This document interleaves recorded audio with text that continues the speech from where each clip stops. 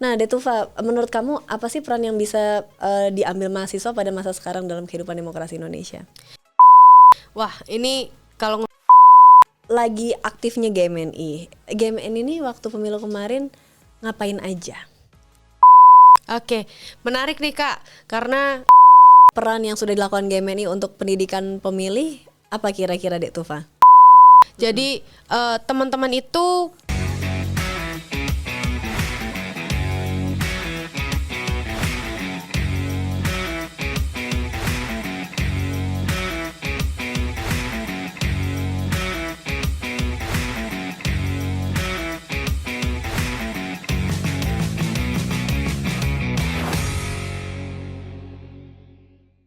Halo teman pemilih, kembali lagi bersama saya Nona, host podcast KPU RI. Teman pemilih, hari ini kita kedatangan tamu, seorang anak muda ya dari mana, Dek? dari Timur Jawa Dwipa. Dari Timur Jawa Dwipa. Wah, ini jauh-jauh datang ke studio podcast.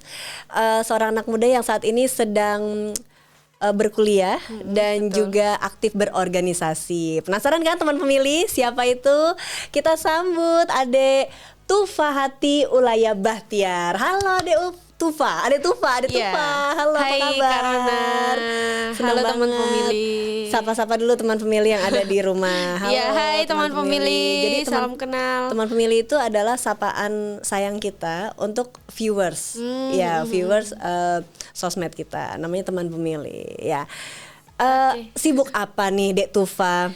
Oke, aku di kampus sekarang lagi semester 6 sih, Kak. Kuliah di mana sih? Di Unair. Oh, di Unair, oke. Unair. Sekarang lagi sibuknya di eksternal kampus di GMNI. Aku di Dewan Pengurus Komisariat GMNI Visip Unair sebagai BPH muda nih aku. Wih, keren Kabit banget. Infokom. Jurusan apa kuliahnya? Jurusan antropologi. Jurusan antropologi, keren banget, semester 6 ya. Semester 6. Itu kan lagi sibuk-sibuknya ya, semester 6 kalau nggak salah udah sempro ya. Iya, lagi sempro nih. Besok Rabu Lagi presentasi nih. lagi sempro. Oh, udah minggu-minggu terakhir ini ya. Udah minggu terakhir. Lagi Menuju sempro UAS. tapi sempat-sempatnya organisasi itu nggak kebayang saya. Kok bisa gitu. Bisa sih Kak, semua kan yang penting time management sama energy management aja sih. Time management dan energy management. Iya, Wow. disempet-sempetin lah. Disempet-sempetin. Nah iya, biasanya itu kalau dulu saya kuliah ya, organisasi itu di awal-awal semester gitu. Jadi semester awal, karena semester akhir kan fokus kuliah. Tapi keren ini Dek Tufa karena bisa kuliah dan berorganisasi dalam waktu yang bersamaan. Keren banget. Nah, Dek Tufa kemarin ikut nyoblos nggak? Nyoblos dong. Ikut nyoblos pertama kali? Udah 2 kali nih. Oh, udah aku 2 kali ya? nyoblos. Iya. Oh, udah 2 kali. Udah 2 kali. Yang pertama yang mana? Yang pertama itu Wali Kota Surabaya. Oh, Wali Kota Surabaya. Wali Kota Surabaya dan pemilu ini ya. Dan pemilu sekarang. Ini kedua Gimana kali. vibes-nya Waduh, pemilu pastinya 2024? Beda nggak sama yang Pilwalkot Surabaya? pasti jauh beda sih Kak. Soalnya waktu Pilwalkot itu aku kan masih SMA ya. Jadi belum begitu banyak mengikuti soal isu-isu pemilu, terus perkembangan situasi pemilu dan lain-lain lah pokoknya. Jadi nggak terlalu banyak yang aku tahu soal pemilu waktu itu. Pun informasinya masih nggak sekencang sekarang ya kalau informasi pemilu, terus pencerdasan pemilu soal kandidat-kandidatnya, terus track record kandidatnya itu nggak sekencang sekarang. Nah kalau sekarang ini kebetulan aku ngikutin pemilu dari awal banget sampai sekarang udah selesai ya pemilunya. Jadi berkecimpung juga sih di pemilu, jadi perhatian khususku juga soal pemilu. Terjun langsung ya. Terjun langsung juga. Fun facts dong ke teman pemilih, apa sih yang membedakan dari diri Dek Tufa ya, yang membedakan pemilu Pilwalkot sama pemilu kemarin, Pilwalkot Surabaya sama yang kemarin. Jadi misalnya gini, oh yang Pilwalkot Surabaya mungkin contoh ya, mungkin ya, ini contoh mungkin pilihannya itu karena ikutin orang tua, kalau sekarang milih sendiri atau gimana gitu. Fun facts, kasih fun facts ke teman pemilih. Iya sih, sebenarnya fun fact juga nih Kak. Dulu waktu SMA itu kan belum tersadarkan gitu ya pentingnya apa namanya pengetahuan soal kandidat yang akan kita pilih gitu. Kalau sekarang saya juga sudah beberapa kali terlibat di kepemiluan gitu. Saya juga pernah ngasih statement-statement, tulisan, terus juga banyak berdiskusi lah dengan orang-orang yang terlibat langsung di pemilunya kayak gitu. Terus fun fact-nya apa ya? Kalau sekarang itu banyak banget inovasi-inovasi baru Kak, dari mulai kampanyenya, konsep kampanyenya nih ya. Terus juga ada platform-platform yang dibuat khusus untuk anak muda, khusus untuk mencerdaskan sesamanya gitu. Terus apalagi ya, banyak inovasi baru yang aku baru rasakan di pemilu 2024 ini sih sejujurnya kayak gitu. Itu karena memang terjun ngikutin pemilu atau memang ya secara nggak langsung terpapar begitu? Dua-duanya juga sih Kak. Jadi awalnya karena kan memang kuliahnya di FISIP kan. Jadi mau nggak mau harus sedikit banyak tahu lah soal pemilu. Lama-lama kok aku merasa into this field gitu. Pemilu nih asik juga kalau diikutin kayak gitu sih Kak. Jadi iya, jadi mulai cari-cari tahu banyak soal pemilu 2024 gitu awalnya. Mulai cari taunya tuh pas kapan kalau boleh tahu? Mulai cari taunya semenjak aku maba sih. Semenjak aku maba, kan waktu maba kan nggak ada pemilu ya, tapi kita coba gali-gali mungkin sistem kepemiluan, kan di FISIP ada tuh belajar soal itu juga. Terus akhirnya 2023 kan udah mulai ada pendaftaran, kemudian pemilihan staf-staf PPS, PPK gitu-gitu kan Kak. Teman-teman juga kebetulan banyak yang terlibat di situ. Akhirnya mulai cari tahu lah di situ. Keren banget. Nah, itu tadi mungkin ada pengalaman teman-temannya Detufa ya yang ikut badan ad hoc PPS, PPK, kemudian mungkin KPPS juga. Kalau pengalaman pemilu 2024 Detufa gimana? Oke, jadi ini cukup seru dan cukup panjang sih Kak. Nggak sejujurnya. Pasti teman pemilih penasaran kan? Kalau aku pemilu 2024 mulai dari pencalonan nih ya, pencalonan kandidat-kandidat itu udah mulai mengikutin siapa aja sih yang bakal mencalonkan diri dan dicalonkan sama koalisi parpol gitu kan. Terus juga waktu itu kan ya nggak bisa kita pungkiri bahwasannya dinamika pemilu ini kan sangat-sangat naik turun kayak roller coaster gitu kan ya, sampai di titik dimana waktu itu meledak soal MK. Akhirnya aku dan teman-teman bikinlah kajian di situ, terus bikin statement kayak gitu. Terus pernah juga waktu itu pemilu lagi gencar-gencarnya soal deklarasi yang diawalin sama UGM Kak waktu itu, deklarasi tambak sumur. Dosen-dosen besar, guru besarnya UGM pada turun, terus UI juga. Akhirnya di Unair itu juga ada aksi yang menyatakan kita pro dengan demokrasi yang jujur, kemudian pemilu yang berkeadilan. Nah di situ aku sempat juga ngasih orasi, memberikan statement bareng-bareng guru besar dari FISIP Unair kayak gitu. Terus aku juga pernah nulis beberapa kajian sih kayak gitu. Berarti kamu selama pemilu 2024 ini aktif membuat kajian begitu ya? Yes, itu bareng sendiri teman-teman. atau bareng teman-teman? Ya, teman-teman organisasi. Dari GMNI, dari BEM. Gitu. Kita banget. produktif lah selama pemilu ini. Sering ngumpul dong? Iya, sering ngumpul. Harus dong Kak, karena pemilu ini kan ya kita sebagai watchdognya ya. Jadi pengamat, pemantau, terus juga sebagai orang-orang yang dirasa punya people power gitu ya untuk selama masa pemilu 2024 kayak gitu sih. Keren. Menarik ya, berarti. Tapi ini Detufa aja atau teman-teman yang lain mayoritas juga seperti ini? Mayoritas sih Kak, soalnya juga begitu ya? Karena teman-temanku kan juga di organisasi yang sama tuh, di GMNI, terus di BEM juga. Jadi ya kita produktif bareng-bareng gitu. Keren banget. Berarti memang peran anak muda dalam perubahan itu memang benar-benar berperan nih begitu ya. Yes. Anak muda tuh memang benar-benar berperan sekali.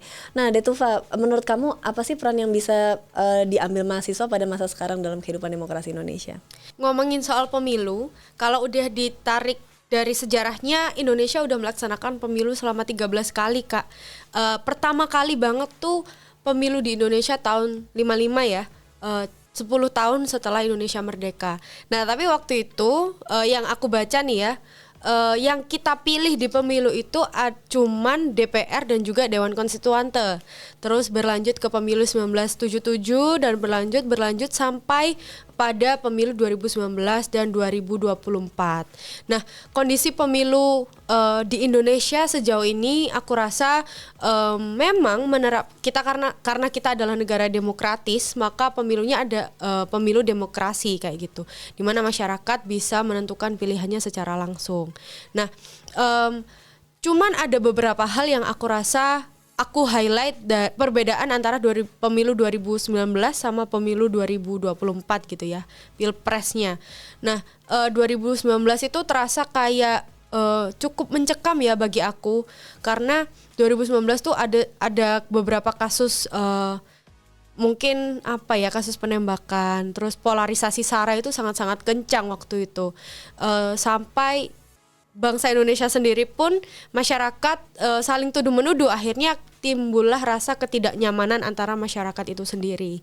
Tapi yang aku rasakan di 2014, mungkin ini apresiasi juga untuk kita semua ya, masyarakat yang sama-sama menjaga kedamaian selama pemilu berlangsung. Aku merasa isu polarisasi SARA itu walaupun masih ada, tapi rasanya sudah sangat-sangat tereduksi gitu, sudah ditekan sampai walaupun ada tapi mungkin samar-samar gitu ya kerasanya. Terus juga pemilu 2024 ini terkesan cukup perlu banyak kajian soal siapa yang akan menjadi penerus, siapa yang akan bisa menarasikan visi bangsa Indonesia ke depannya kayak gitu. Jadi muncullah platform-platform dari anak mudanya itu sendiri yang bikin sebuah website yang isinya itu khusus untuk pemilu, pilpres dan juga pileg ya waktu itu. Jadi di website itu ada nama kandidatnya, kemudian track record kandidatnya, visi misi yang dibawa, kemudian juga program-programnya. Sama halnya dengan bahkan sampai ada statistik partai politik loh Kak di website itu. Jadi aku rasa untuk transparansi informasi perihal pemilu 2024 itu sekarang jauh lebih mudah diakses daripada waktu pemilu di periode sebelumnya kayak gitu. Terus juga kajian sekarang mungkin yang lagi banyak gitu ya dimasifkan di mahasiswa lagi masifnya bikin kajian soal demokrasi yang mungkin melemah kayak gitu. Kemudian bahkan ini yang aku lihat ya dari risetnya Freedom Institute kalau nggak salah, poin indeks demokrasi Indonesia itu turun dari 62 poin awalnya jadi 53 poin kayak gitu. Jadi ini rilisnya waktu pemilu lagi. Jadi agak itu yang akhirnya jadi bahan kajian teman-teman mahasiswa waktu itu. Nah, kemudian yang perlu diapresiasi sebetulnya dari pemilu 2024 itu inovasi-inovasinya Kak. Mulai dari website yang khusus pendidikan pemilu itu tadi, mencerdaskan dan juga sebagai transparansi informasi untuk masyarakat. Juga ada konsep kampanye yang sangat-sangat inklusif ya, karena masyarakat itu bisa berinteraksi langsung dengan para kandidatnya gitu, bahkan sekelas calon presiden itu bisa duduk bareng masyarakat kayak gitu. Terus juga yang patut diacungi jempol dari pemilu 2024, masyarakat itu sama-sama bisa menjaga kondusivitas pemilu selama masa pemilu kayak gitu. Jadi mungkin itu sih Kak yang aku rasakan pemilu di Indonesia selama ini ya, kurang lebihnya seperti itu. Transparansi informasi tadi benar-benar menarik ini ya. Transparansi informasi bukan hanya transparansi tapi juga banyak informasi yang beredar, mulai dari informasi yang salah yang benar itu bercampur aduk jadi satu. Yes, Jadi itu benar. juga merupakan challenge tersendiri, tantangan tersendiri. Tapi ya kita harus harus melihat sisi positifnya ya. Positifnya apa? Positifnya kita jadi mendapatkan informasi gratis. Jadi untuk mencerdaskan diri sendiri itu sebetulnya sangat mudah begitu ya.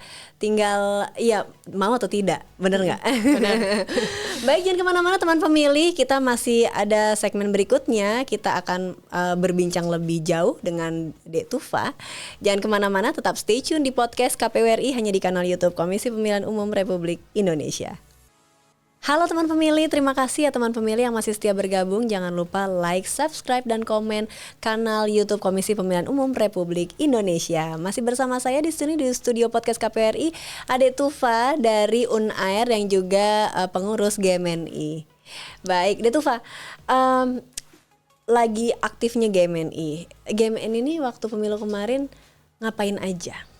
Oke, menarik nih Kak, karena kita ini mau memperkenalkan GMNI dulu ya. Programnya apa aja sih yang berkaitan dengan kepemiluan? Oh gitu. Programnya yang berkaitan dengan kepemiluan. Jadi ada satu bidang khusus yang memang punya perhatian gitu ya soal kepemiluan gitu ya. Jadi teman-teman itu fokusnya memang karena kita sebagai mahasiswa salah satu skill yang dimiliki adalah mengkaji gitu ya Kak. Jadi teman-teman kemarin bikin 7 kajian dan juga 1 video yang kajiannya itu sifatnya agitatif dan juga edukatif Kak. Jadi memantik teman-teman semua untuk melek nih soal apa sih yang sedang terjadi sama kondisi pemilu 2024 ini.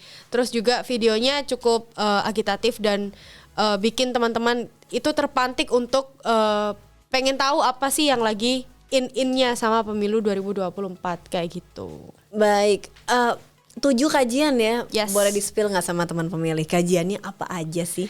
Oke, kajiannya ini sebetulnya bisa diakses secara publik sih Kak di Instagram kayak gitu. Salah satu kajiannya soal mengkritik kondisi demokrasi yang sedang melemah kayak gitu. Terus juga kajian soal waktu itu sikapnya dari Mahkamah Konstitusi untuk syarat batas gugatan usia calon presiden dan wakil presiden kayak gitu. Ya beberapa di antaranya itu sih Kak. Baik, wow. Ya gimana itu melakukan kajian untuk organisasi dan di satu sisi juga harus melakukan kajian untuk kampus gitu ya kan? Betul. Pusing gak sih? Kalau dibilang pusing sebetulnya enggak sih Kak, karena teman-teman mengerjakannya juga karena sesuai dengan bidang keilmuannya ya, inline sama bidang keilmuannya. Jadi ya sebagai media pembelajaran juga kayak gitu. Oke. Kalau peran yang sudah dilakukan GMNI untuk pendidikan pemilih apa kira-kira Dek Tufa? Oke, untuk pendidikan pemilih ya, apa sih yang udah kita lakukan? Jadi teman-teman itu punya program yang akhirnya bersentuhan langsung dengan teman-teman mahasiswa. Biasanya kita sangat-sangat gencar melakukan diskusi di kampus. Kalau di kampusku biasanya ngomongnya diskusi melingkar kayak Diskusi gitu. melingkar. Diskusi melingkar. Jadi Di mana semuanya itu? duduk di bawah, namanya di galeri Kak. Di galeri kita duduk di bawah, egaliter gitu ya.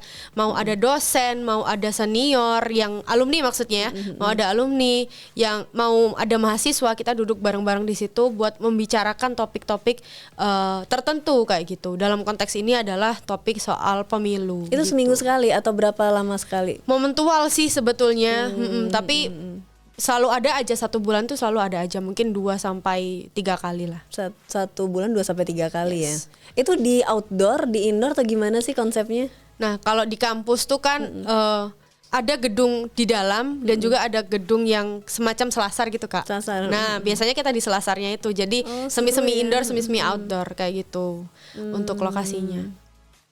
Lumayan seru banget ya, berarti jadi sekalian ngumpulnya dapet ya kan, terus pendidikannya juga dapet, Yes, belajarnya juga dapat. belajarnya juga dapet, ilmunya dapet, keren banget. Pertanyaan terakhir deh untuk Dek Tufa. Dek Tufa, kesan dan pesan untuk teman pemilih dong yang akan menggunakan hak pilihnya. Ini kan Dek Tufa sudah 2 kali menggunakan hak pilih ya. Pemilih pemula lah ibaratnya ya, pemilih pemula. Boleh nggak ada pesan dan pesan-pesan apa untuk teman pemilih pada pilkada nanti, karena kita sesudah ini pemilu belum selesai, pemilunya sudah selesai, tapi kita akan ada pilkada di bulan November 2024 mendatang. Nah, apa pesan-pesan Dek Tufa untuk teman pemilih? Oke, buat teman-teman pemilih semua, baik pemilih pemula maupun pemilih yang sudah pernah untuk menggunakan haknya, teman-teman pastinya dalam memilih nanti di pilkada, kita bukan hanya sekedar datang kemudian memberikan suara kita dan dimasukkan ke ballot ya, tapi perlu adanya untuk mengenal siapa yang akhirnya akan kita pilih, apakah visi misinya sesuai dengan apa yang dibutuhkan oleh masyarakat banyak saat itu.